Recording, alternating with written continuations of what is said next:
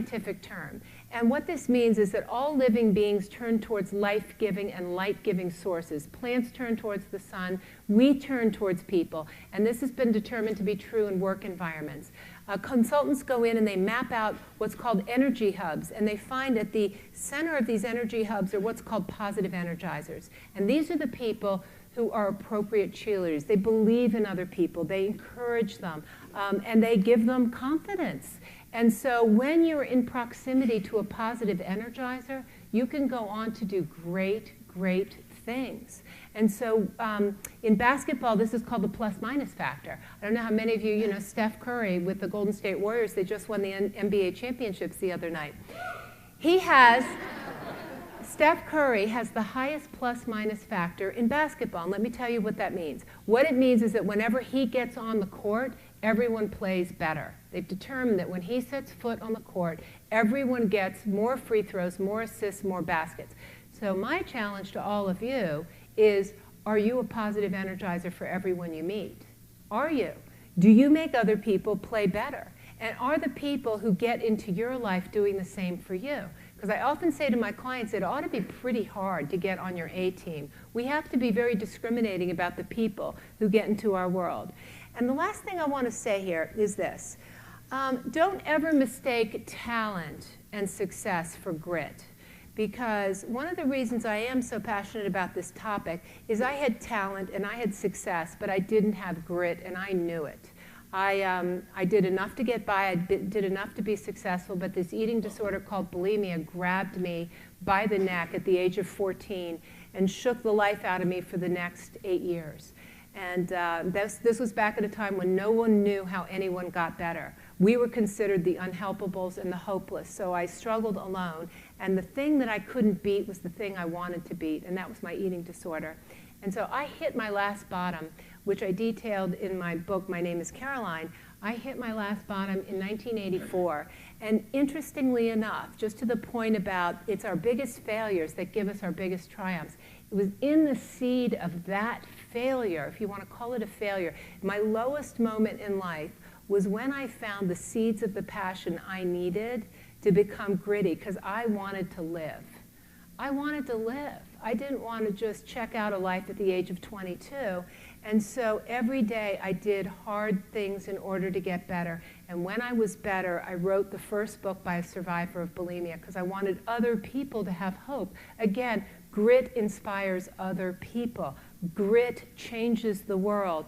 And I know if I do happen to pass away anytime soon, I've saved a lot of lives by just giving people hope that there is a way out. But I developed grit, so don't ever think grit is just for Olympians and grit is for those people. It's for me, it's for all of us. We can all cultivate it, and we all should be cultivating it. Nice hair. Oh, thanks, Judy. So, and here's the other thing I want to say about grit. Grit has its own rewards.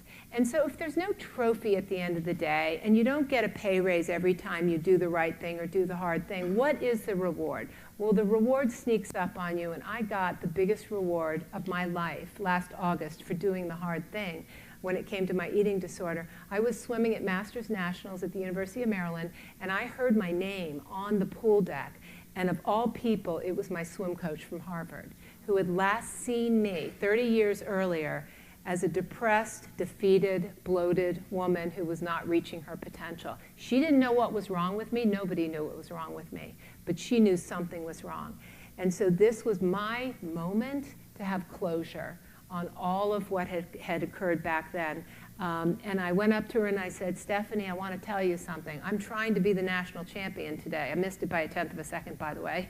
But, and Ben got there. You know, so a tenth of a second can be a lot. But anyway, I said, I'm here to try to achieve something, but the biggest reward I got is you being here and you watching me compete in events that I last swam 30 years ago. And so that's the reward for being gritty. It's quiet. It sneaks up on you.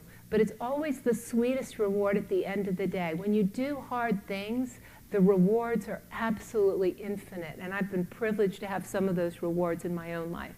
And so I've come up with what I call the Authentic Grit Challenge. I want to invite all of you to not just take the Authentic Grit Challenge, because I believe there are 3 things gritty people do every day that all of us can choose to do. We have micro moments throughout every day in which we can do these 3 things differently. I'm not going to spoil it by telling you what they are, but I want you to go look at this challenge. I've already mentioned them tonight, but I don't want to tell you all at once, because I think there are things that we can cultivate in ourselves.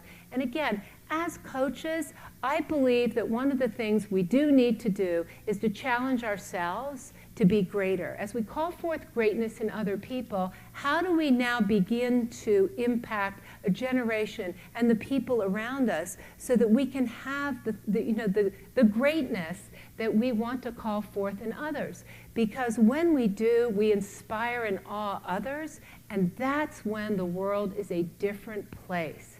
And that, ladies and gentlemen, that is awesome. So thank you very much.